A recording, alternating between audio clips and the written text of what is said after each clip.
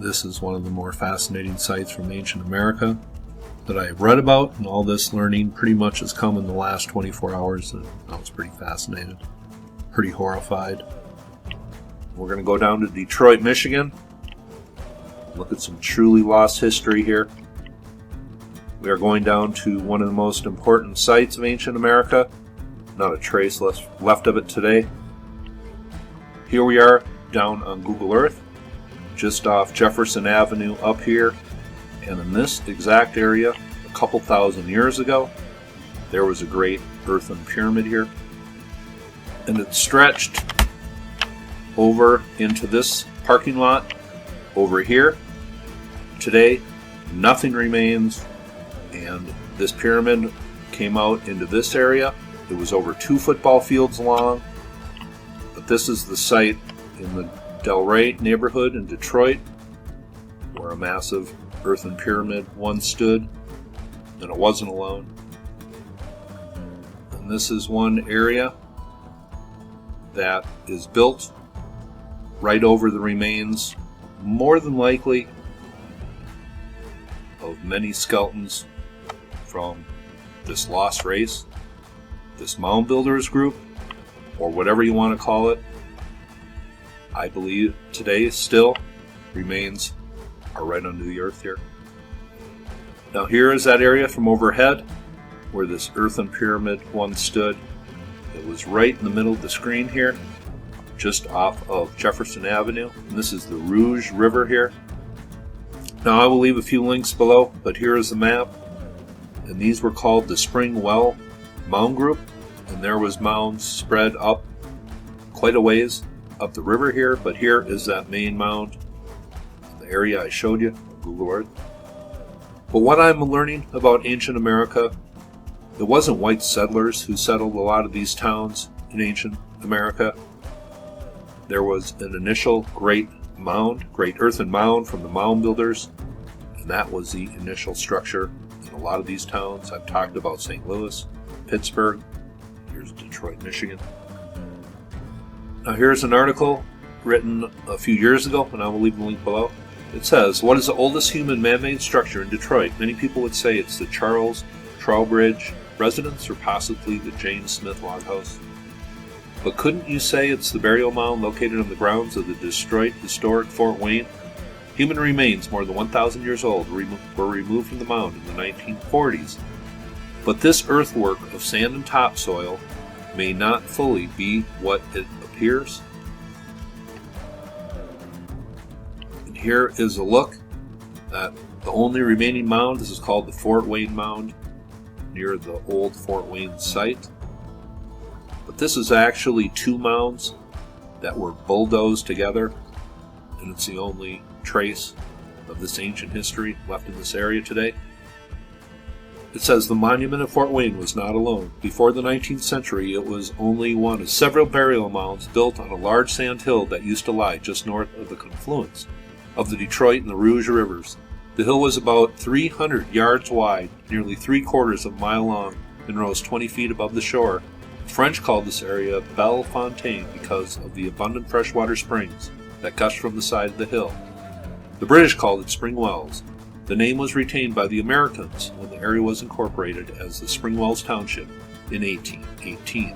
At least 3 burial mounds were built on the sand hill at Spring Wells. Farthest to the southwest was the Fort Wayne Mound. On the northeast end was the Copper Works Mound, so called because it was adjacent to a copper smelting operation. It says northwest of the Great Sand Hill was Carson's Mound, also called the Circular Mound. It says southwest of the Sand Hill was a mysterious circular enclosure called the Spring Wells Earthwork. Near the north bank of the Rouge River, about 1/2 mile from the shore of the Detroit River, was the Great Mound of River Rouge. Here's a diagram of a massive circular earthwork located where Detroit is located now today, very near the mound site. This is just southwest of the mound site, and I am assuming it's on this, what is called Zug Island here. I think that is where it is located today. Today, obviously, will be much different than it did a couple thousand years ago.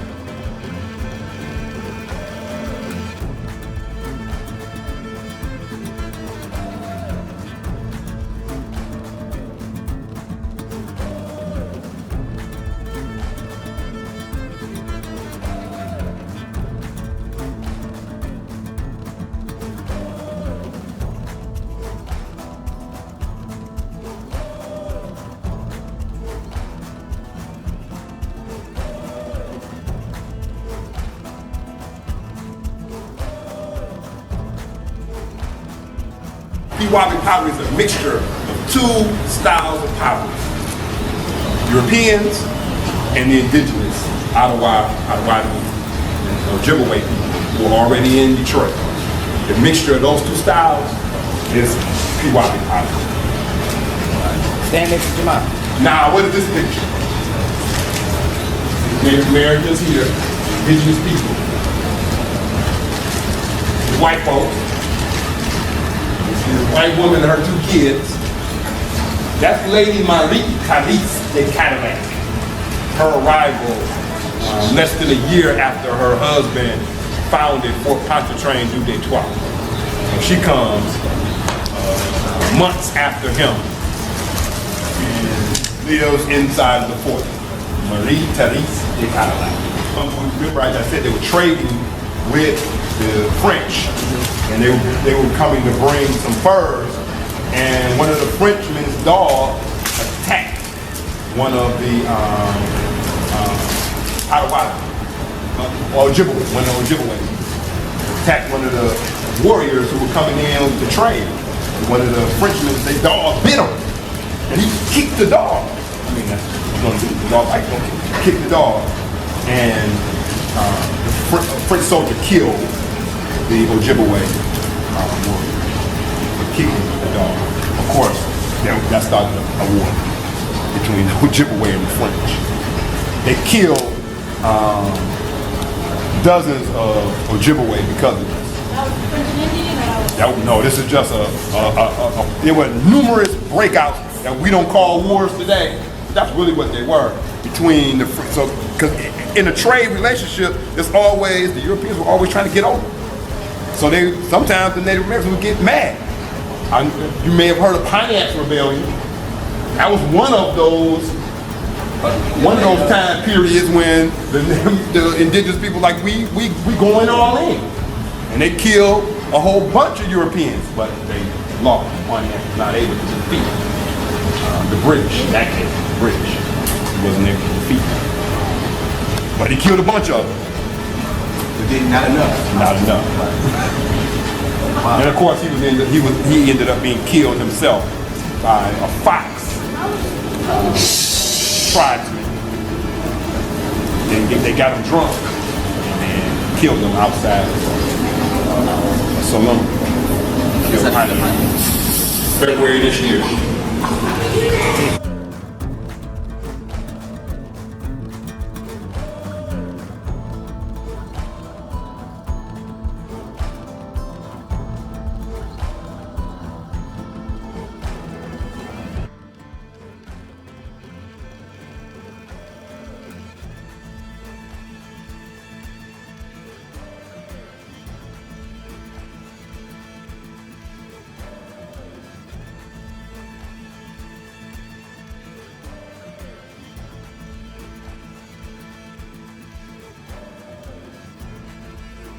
All glory go to the Creator.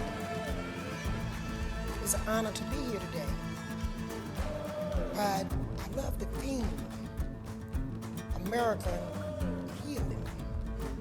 Well, first, let's think about something. Where did America come from? Have it always been America? Or was it just created to be America? Who are the real Americans? America keep changing and changing and changing. Let's go back in time when the American Indians looked like I look and roamed the southeast part of the United States freely. I love what the mayor said. We have to tell the truth. We cannot heal America till we fix the foundation. Can we start right there?